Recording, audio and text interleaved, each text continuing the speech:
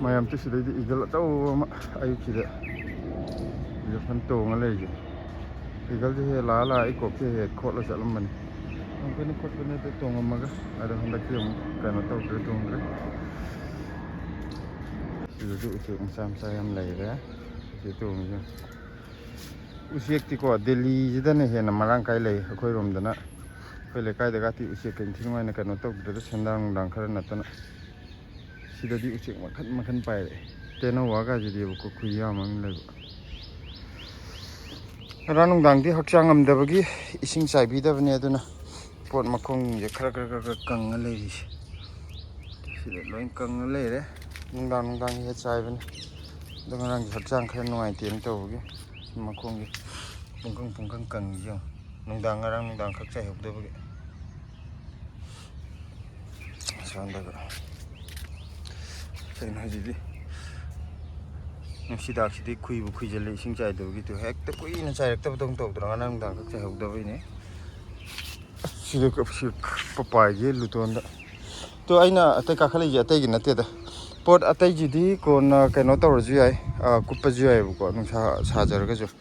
Sigi gendem je, mana je oi kiem beri betul papor lu sahari bukan mana je. Itu tu na, ayi je green net acau maga masam gelai bukan. Masa tu dang hana kupsan ge sigi yente mapa ju dang atai posidi ko na yam thina sarga me tang ha chalak para adai dra keno kuppa ge atai jidi hojik thoidok pa yam bera ka bu oidri bu ko hojik te le kupsan me je kai doge bu grenade kupsan gar di pot pudi khuida da bu gi yam phaba ado mapangan yaw de bu ko khoi sondam nandam moi tawe ba net grenade kupsal tham ba je Karin sini, aduga nungsa phang majina poche masamu phai ba, adugi aini yaringe kup taba yaba ge kup khiroi ge, aduga hayeng tangai phadar kan da kup ke, adu yendem jidi mana je yadrabni na yendem mapa jidang hana green macajna kupsen ge, hainau jimyam pajam pale yang ko matak sida, pajam pale, makha wai jadi pale ju loi kien ge kya pandre, aduga asona kan giju pale tu, si ju pajam pale. Ado hau dia kusi ni hau. Asal nak kan gigi nak mungkin sangkrik sang berkanggu tu ni bapa. Asyik hau wale. Isun gigi. Heno pambi ahum ni bapa. Coba tangan hau je. Si aku hema pai je. Si ni hen hele hau. Jadi mayam green nasi mta khandan gigi. Maka tahu tabuk si semua thang tahu ucer ke ko. Amazon dagi hand glove amat sien bene. Ado si moi gi best seller ga tai khot le taw du da chien mane iphap phajate pochi nu nuai te mamang da rubber gi ma leibin hele season ba nuai ba khang da gi khang si ni phi yoin taw bu ko ala yeng ge season ga si gi khamen makhong ning je hangama ru kha ga hunjan bane kaino taw gi swai de hauroi dra na se sahi ani sura ba maru ne ba ko adai da sahi ani suram na kaya hauroi dra na khar kung hunjal lore aduga hekta chabak hojala heng chawr di kuman mana phakta ani tu son da hauri je sidi sab chare sumai haur di phadong ne ko swai jaga se khukungum ta ore heng macam chapuk talo chathok tra di aro sum hanga macha chaning ju charam chana bana ina makhong gi hunjan bane ya tai thabak hogdringai da ising chai ba ya ba ge jemta chaisan bi hogi ge ngarang dang chai da gi moi je pura kang le bi han chai bi ge green se ko na khal le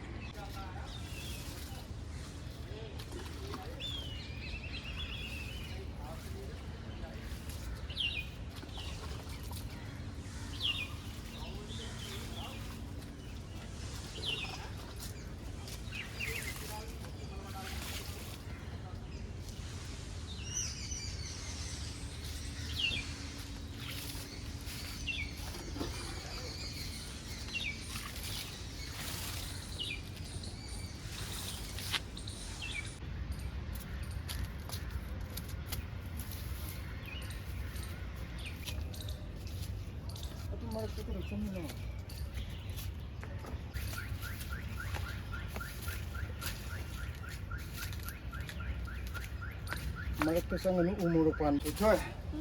Napakpihik siya. Ano ho rin kayo sa agatro? Happy birthday ki papa mo sabi. Happy birthday ki pak nam. Now happy birthday to Baba. Now happy birthday pak nam to. Oh, to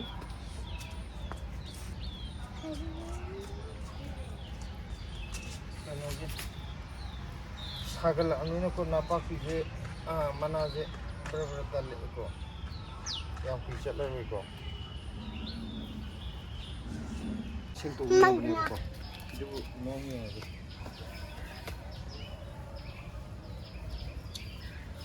isi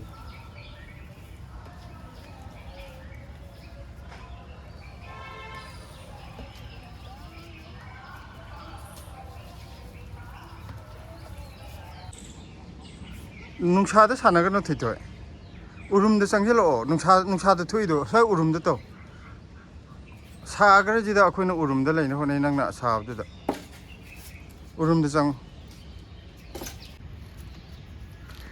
mayam akhoi hoji ki si he kanu to ge paknam cha na ba si kona ga dra kona roi dra yeng ge sina kona ga na hadi hen hitan bagi din ta de अब तो बीजो number से pomegranate bas thoi thoi na pomegranate thari ne ye mayam tu thoi thoi na pomegranate thari ba nungsa da kumanga ngai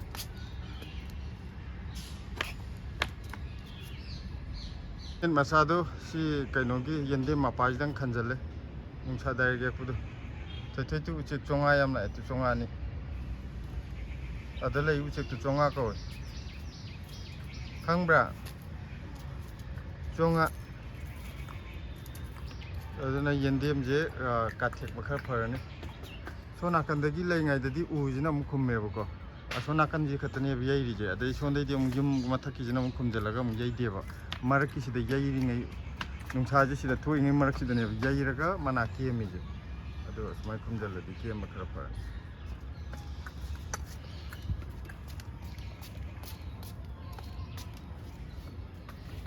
kadu de na do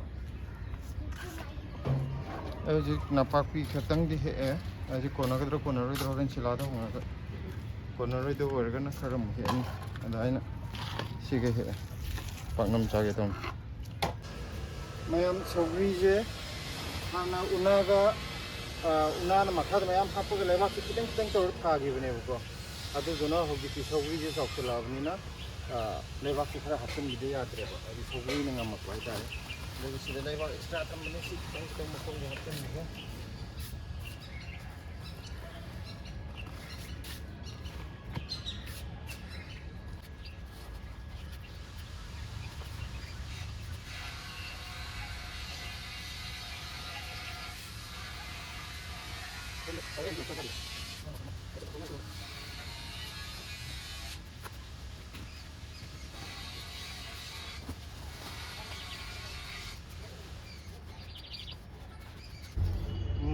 mayang tun makong ji ju leba khra tin bi gi si gi mayang tun jam wang ab ne ko haji leba si swam ko tne bi yaw ji si gi mayang wang khla ga kana to ji leba si ga sana gi ko ma ju leba ki ta tin bi ge haji polang ju wang ngun bi gi mayang tun ju wang do man ri ya ju wang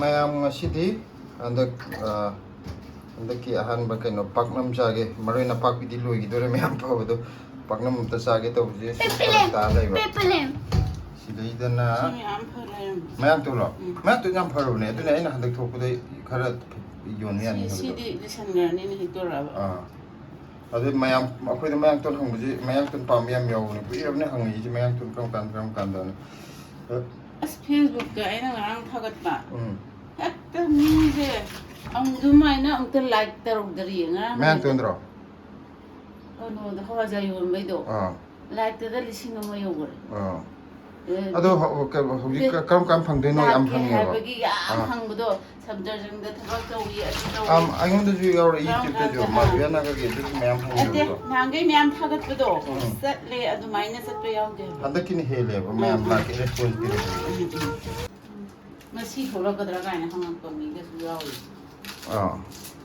ꯍꯥꯏꯗꯤ ꯈꯪꯗꯕ ꯃꯌꯥꯝ ꯑꯃꯁꯨ ꯌꯥꯎꯔꯝꯗꯣꯏꯅꯤꯅ ꯃꯥꯅꯦ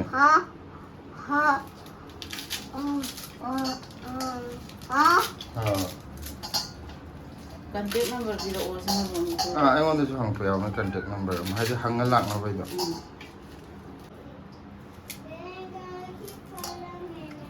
ꯃꯣꯔꯣꯛ ꯑꯇꯦꯛꯄꯁꯨ ꯄꯣꯔꯛꯄ꯭ꯔꯣ ꯃꯣꯔꯣꯛ ꯑꯇꯦꯛꯄ ꯄꯨꯔꯛꯇ꯭ꯔꯦ ꯂꯧꯒꯦ ꯑꯩꯈꯣꯏꯗꯤ ꯂꯩꯌꯦ ꯑꯗꯨꯅ ꯂꯩꯌꯦ ꯑꯗꯨꯗꯤ ꯍꯥꯞꯄ ꯌꯥꯅꯤ ꯌꯥꯝꯗꯤ ꯍꯥꯞꯄꯨ ꯑꯩꯗꯤ ꯍꯦꯜꯂꯛꯄ꯭ꯔꯥꯅ ꯍꯥꯏꯕꯗꯣ ꯌꯥꯝ ꯍꯥꯞꯄꯒ ꯃꯣꯔꯣꯛ ꯁꯥꯗꯣ ꯍꯥꯞꯄꯗꯣ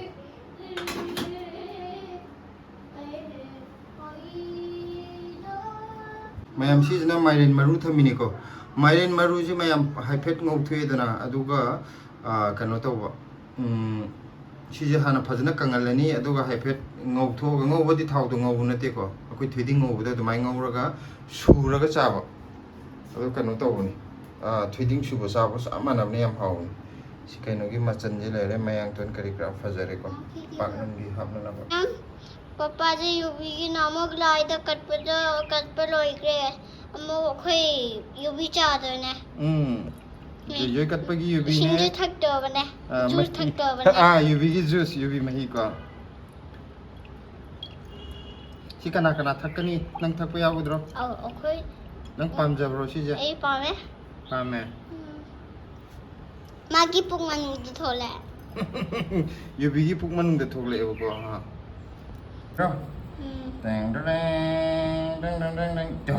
ꯐꯖꯗ꯭ꯔꯥ ꯋꯥꯁꯤ ꯌꯨꯕꯤꯁꯤꯗꯤ ꯍꯥꯎꯅꯤꯌꯦ ꯃꯁꯛ ꯈꯨꯐꯖ ꯑꯃ ꯇꯧꯋꯦ ꯅꯍꯥꯟ ꯖꯣꯏ ꯀꯠꯄ ꯌꯨꯕꯤꯁꯤꯗꯤ ꯊꯥ ꯂꯥꯎꯔꯒ ꯌꯦꯡꯉꯣ ꯌꯨꯕꯤ ꯈꯨꯐꯖꯁꯦ ꯌꯦꯡꯉꯣ ꯆꯥꯔꯒ ꯂꯩꯉꯣ ꯆꯥꯝ ꯃꯆꯥꯁꯦ ꯆꯥꯝꯗꯤꯕ ꯍꯧꯖꯤꯛꯄꯣ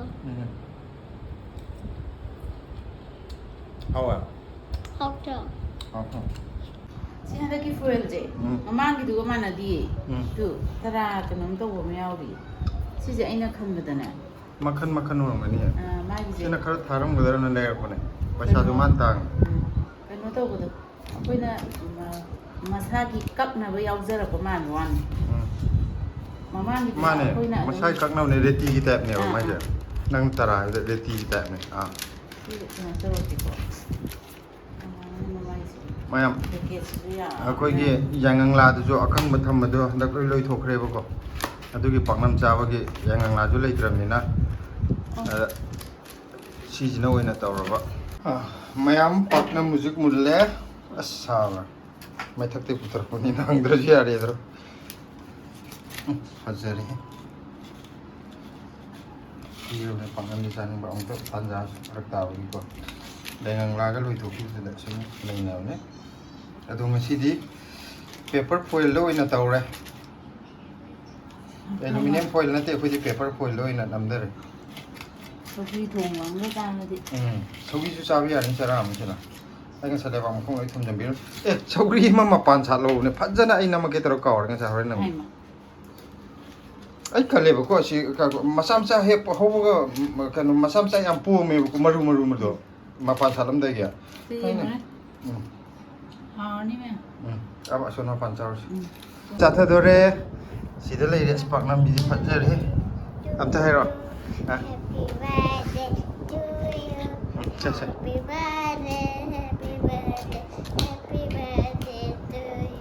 ꯋꯥꯎ ꯀꯅꯥꯏ ꯕꯥꯔꯗꯦꯅꯣ ꯉꯁꯤꯁꯤꯕꯣ ꯅꯪꯒꯤ ꯃꯆꯥ ꯊꯣꯏꯊꯣꯏꯒꯤ ꯕꯥꯔꯗꯦꯅꯦꯌꯦ ꯃꯆꯥ ꯊꯣꯏꯊꯣꯏꯒꯤ ꯕꯥꯔꯗꯦꯁꯤꯗꯤ ꯑꯩꯈꯣꯏꯒꯤ ꯄꯥꯛꯅꯝ ꯑꯣꯏꯅ ꯀꯛꯊꯔꯦ ꯋꯥꯎ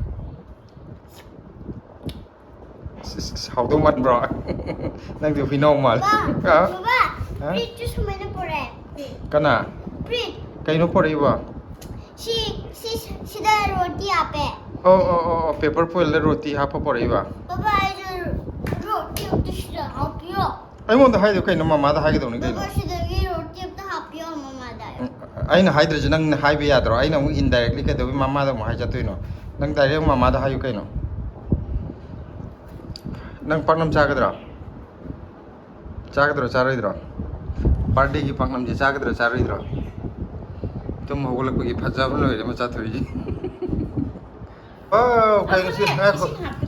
Glucose mai. Paknam ga glucose. Glucose ho jore.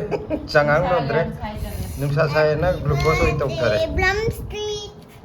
Paknam ga glucose ka chana je kana chani ta. Koi na anu hai. Mayam si kaino nate ko hai mai nate glucose ne glucose orange ke flavor do. Thui am pa me ba du ki orange flavor de lai ne. Ha un pur tho de sina. But my birthday ne mai ba du. Ise ye paknam je ta.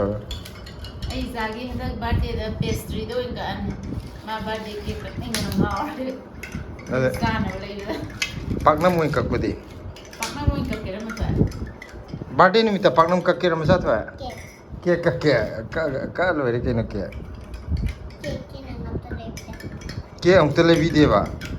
Nang ma handak su chai di ke. Now try pure cake keji. Nang ke kang ning bra. Amam sa. Ka lo re ka. Nangi. Desi bani di sama na hadi. Ya thang gi no ungi jeng. Hira ni ai na na kat puda. Harbe. Testoro mapam sa desi sa ni na. Asa uba marak te ke lo jo ba mata gi ai mu je lo. Taro saro ta testoro ga haro.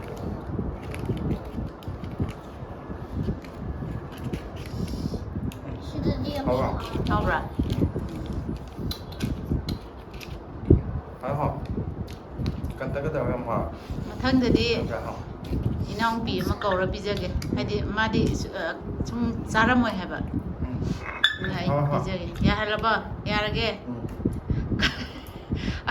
juice ka pangnam ka kamai to ma Juice te glucose ka. oh glucose ta kamai to ge ba Hawa. khoi di pungau da hawe dura mayam smaina su dum chabi ya bane chaga compulsory oidru ya bane sine khoi na ta Baba inde baba sije. haidi akhoi je chaaju kaya kano tawdabasida ne adum yana sare da tare Are banga ke apang dum jare ba. adum siju chaba su dum ya thamage yare ko nang je masak su ya am khaje